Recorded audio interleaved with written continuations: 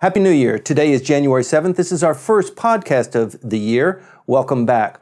We're talking today about seismic sensors in North Korea that indicated a earthquake of sorts. Most people think it is a test device. It wasn't very successful, but let's get into that a little bit more. We're going to talk about what the implications are and how it impacts Japan's diplomacy. So, Michael, 5.1 on the Richter chart yesterday really shook things up here in Tokyo. Well, it sure got people moving really fast. Basically, it happened in the mid-morning. Everybody was pretty much clear of what had happened. By the time this podcast is loaded, there'll probably be a final determination from the authorities around the world. Right now, what everybody thinks is that they set off some sort, the DPRK set off some sort of nuclear test device. The DPRK news agency, very soon after the test explosion, went on to claim that it was a thermonuclear device, a small one, and it was a small explosion in terms of the level of power that thermonuclear devices can reach, but it still was 10 kilotons of TNT, which is 2/3 of the way to a Hiroshima-sized bomb. Now, what does that imply here for our security situation? Well, of course, the administration immediately saw this as a way of explaining that we are in a serious situation, that they have a rote set of things that they say, which is, this is unacceptable, we will not in any way allow this to go by, we will work with the United States and with South Korea in some kind of sanctions, we will work through the United Nations, where Japan, as of January 1st, joined the Security Council again. Right. So there's this script that they followed, and that's what they basically did. What was kind of new is, of course, Japan now has a National Security Council, and that met. The Minister of Defense, Mr. Nakatani, also chaired a meeting of the Joint Chiefs. He was running through his paces yesterday. He was very, very busy, very visible. Yes. And we had a very quick visit by Ambassador Carolyn Kennedy to the Foreign Ministry to meeting Minister Kishida. So we had visibly a lot of things to talk about. And the evening news did not consider this to be some sort of, something that just happened. They made it the subject of an entire newscast, and in fact extended it to an entire hour on NHK, whereas normally it's a half an hour grab bag. This was all just on the North Korean test and the implications thereof. So it's big news. This is huge news. Well, the North Koreans have been hell-bent on developing some sort of nuclear capability for a lot of different reasons. Mostly what they say is it is to counter the threat and the blackmailing that they are always suffering from the United States and being bullied. No, that's what they say. That's what they say. Yeah, but probably it's to create some sort of a merchandise that they could probably sell elsewhere, or maybe it is just for potentially defensive purposes. What was interesting about this new episode is that their major ally, the Chinese, also complained pretty strongly about the test that maybe they didn't know was going to come. The foreign ministry said we had no idea. Whether the foreign ministry is really clued into what's going on in North Korea or not is always a question. The foreign ministry in Chinese general politics seems to be a weaker ministry than in most countries.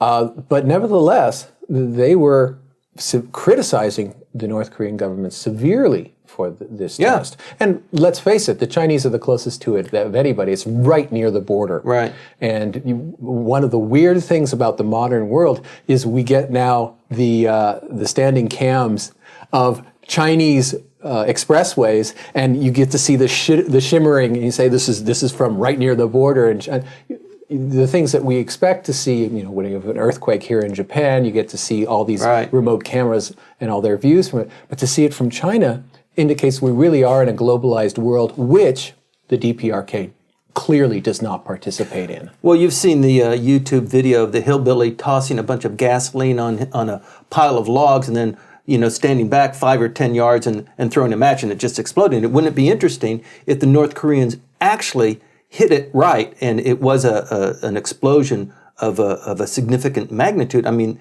this could escape into the air or into the water. But the thing is, there's the explosive power of 10 kilotons, yes, and the indication that they have a nuclear capacity, yes, but it's the politics of it that they may have blown up.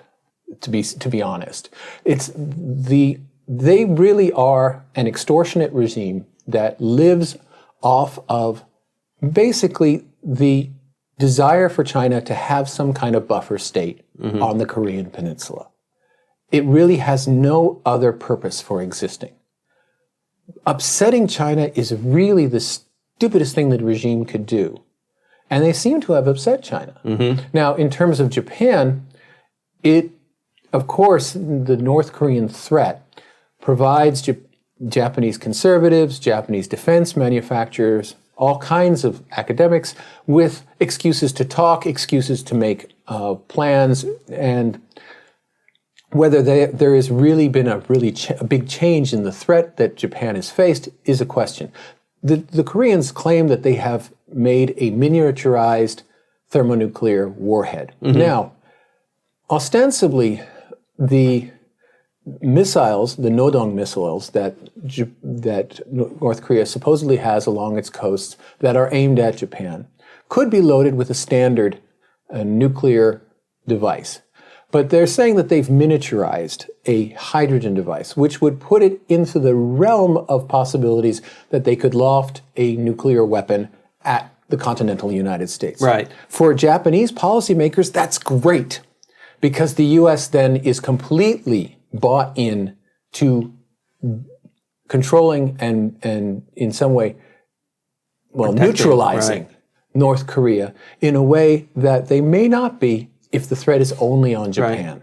Right. But creating a nuclear device of hydrogen capacity is much more difficult. It's much more sophisticated than with plutonium uranium, isn't it? Well, that's what the general gist is that while we have a large number of countries that have done nuclear explosions, fission explosions, there are only 5 countries, highly sophisticated countries, that have, until now, done thermonuclear. The Indians and the Pakistanis have not done thermonuclear. They have done, the Israelis, whatever they have done, their bombs are assumed to be fission bombs.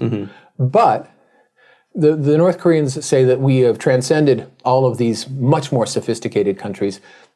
Most experts say no. Well, it's unlikely, but they have made progress in other nuclear devices. They've packed the TNT there. They've been able to create some sort of a fusion chain reaction. Well, a fission reaction. They've seemed to have done that. Yes. The thing is, if they are indeed running their bombs on plutonium from their Yongbyon reactor, they only have a limited amount. That reactor has not been working, and they don't have any other source of plutonium. So each test exhausts their capacity to create new devices, ostensibly.